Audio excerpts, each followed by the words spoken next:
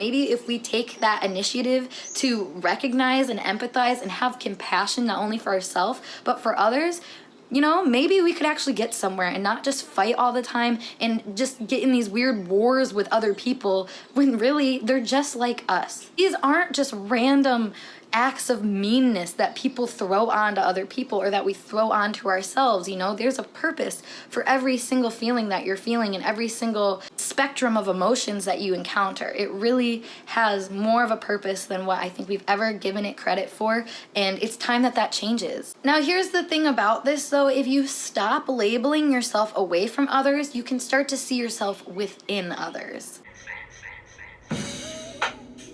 Hello my friends and welcome back to my channel. If you're new here, my name is Paige. You know what to do if you are interested in my kind of content. But let me just dive right into this because I truly believe that it is important that we stop labeling ourselves and others. And here's where I'm coming from. So a lot of what we're seeing right now on the internet is what I like to call the name game, which if you've watched my video about stop labeling yourself as starseed, empath, lightworker, you may be aware that I believe in this concept called the you versus me mentality. I mean, I don't even need to name any examples for you guys to know what I'm talking about right now because I feel like everybody right now is being called out or canceled or just something. I mean, people are being roasted right now for, you know, their true colors, but we need to talk about what that actually is. Because here's the problem with labeling yourself and others. When you label yourself or others as this one thing, you're constraining yourself and others to that label. You've then assigned yourself and these people a role to play. And genuinely, I find that it becomes harder and harder for yourself and other people to break out of this role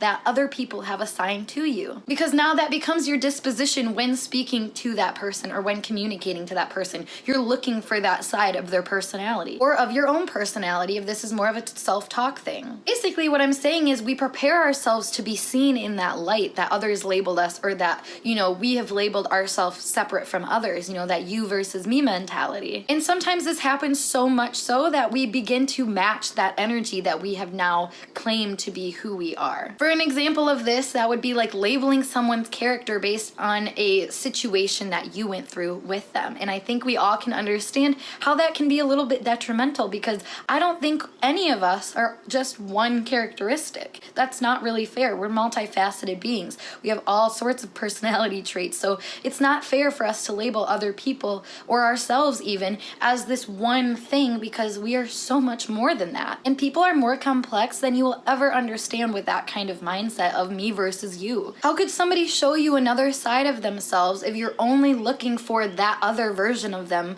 that, you know, you've claimed and labeled as them specifically? Or like I said, this can go for you specifically too. If you only see yourself as a bad person that's stupid, not smart, etc., all the other things that you want to pile on to why you think you're a bad person, of course it's going to be hard for you to see why you're a good person. You're so focused on the negative, and that's what grows, you know, that's your focused intention, which I've spoke about in a lot of my other videos. So make sure you check those out to kind of make sure that, you know, you are taking responsibility for your own brain and its own ways of being, because this is just human nature. But that doesn't mean that you can't work with it and kind of transmute and cultivate that energy in a way that actually works for you and works for other people in a beneficial way for everybody. So obviously labeling helps you to a degree, but let's face it, most people are a lot more unconscious than they're ever going to be willing to admit. And sometimes we just strictly refuse to see ourselves as anything other than what we want to see ourselves as, what our ego wants to see ourselves as. And you can check out my videos that I've made about the higher self and the ego to understand a little bit more about that split of yourself. But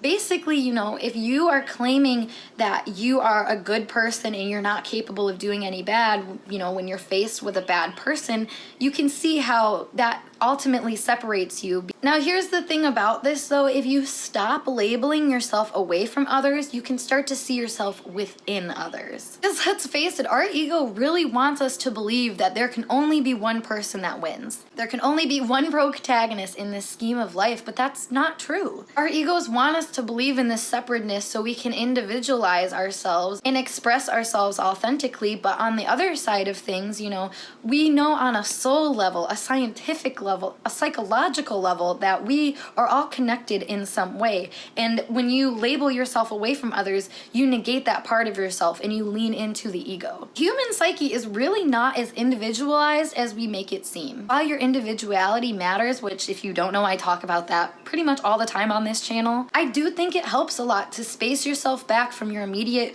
conscious reality to see, you know, maybe that you haven't learned some things about yourself or others, because there's always more to evolve, develop, and learn about yourself and about other people too. It all comes together. Now, this also goes back to my last video talking about reinterpreting parts of your shadow self and using those new ways of seeing these bad qualities as something productive and helpful. So make sure you check that video out if you're interested in learning more on that side of things. Now, to dive into an example, I just want to talk about the phrase of calling someone like manipulative or just anything around that kind of mentality towards other people. Now, disclaimer, this is not to negate anybody's experience with manipulative behavior. Obviously, it is a thing and I'm not negating that. But manipulation is a very human trait. And I find that most people manipulate because they don't know how to get their needs met in an assertive, healthy way. And I don't think understanding that and recognizing that negates the behavior or excuses it in any way.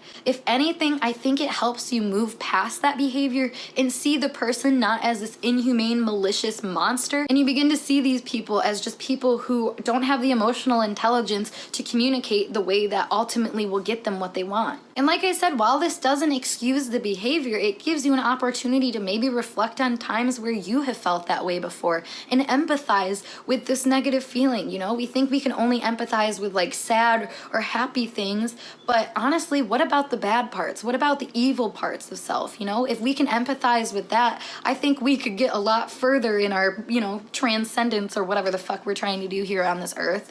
And I think it's worth talking about. I think it's important to note that maybe people aren't necessarily trying to destroy you or, you know, maliciously attacking you. Maybe they're just trying to help themselves in the only ways that they know how, which happen to be destructive, manipulative, and cruel ways, which honestly, I would feel bad for that person because I can see that as something they learned through their parents and their parents learned through their parents. I mean, these aren't just random acts of meanness that people throw onto other people or that we throw onto ourselves. You know, there's a purpose for every single feeling that you're feeling and every single, you know, spectrum of emotions that you encounter. It really has more of a purpose than what I think we've ever given it credit for, and it's time that that changes. People only know what they know with their current knowledge of the situation and their emotional intelligence, and you can't expect them to know more than what they're capable of knowing at that time. And that's where we have to understand when it's our time to step back and be the bigger person or whatever we feel is right in that moment. And I also find that when you label somebody, you're taking it personally. Like putting a label on something shows that you are labeling this away from you in a way. And I want to make a point of that because I think that is a very interesting characteristic that you can notice in a lot of people that can teach you a lot about, you know, who's pointing the finger, I guess. Because bottom line, you're lying to yourself if you think you've never acted in a bad way before or a manipulative way or whatever. It's part of the spectrum of the human psyche. It's just part of life. It's what we're here to experience. And it's kind of funny because we ultimately look silly and hypocritical when we point fingers at people because, like the old saying goes, you have three pointing back at you. Just because you're at a different point in your journey than other people or a part that maybe you don't feel comfortable in yourself, that does not mean that it is bad or it doesn't serve you or that it needs to be labeled off and rejected as a part of, you know, your life and your experience and what you deserve. Because maybe we do deserve bad moments. Maybe we do deserve people being bad to us to show us where we might have been bad. And maybe if we take that initiative to recognize and empathize and have compassion not only for ourselves but for others, you know, maybe we could actually get somewhere and not just fight all the time and just get in these weird wars with other people when really they're just like us. They're just people who want to connect, who want to feel loved, who want to feel heard and understood. And if that is something that is that hard for you to understand, it seems like you're struggling with that problem yourself. So I'm gonna leave this here. I think I made my point. Leave your comments down below. Of course, follow me on other social medias to hear more about what I have to say. And I will see you guys in a later video. Peace.